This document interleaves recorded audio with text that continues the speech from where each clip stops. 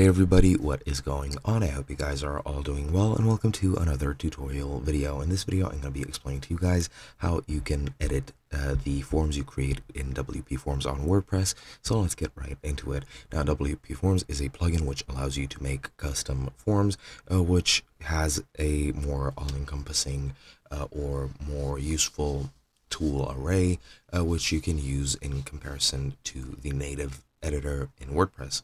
Now, what you can do is, of course, you can create forms and you can edit them, and sadly I won't be able to show you guys how to do it myself on my own site because I don't have access to plugins, but I have some screenshots which I will be using to show you guys. Now, in Wpforms, you just need to go over the icon and then click on all forms, and you should get a list of all your forms. Next to the form you want to edit, you just need to click the edit button, and once that's done, you'll then go into the editor. Now, this is where you select a template if you don't have a form existing and you create a new one, and if you do, you'll get into this editor. It looks the same for both situations.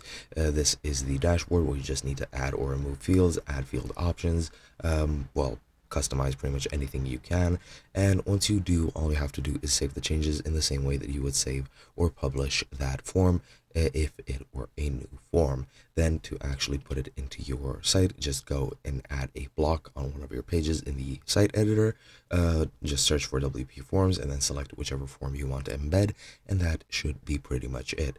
And that's all there is to it. I hope you guys enjoyed, and I'll be seeing you guys in another video.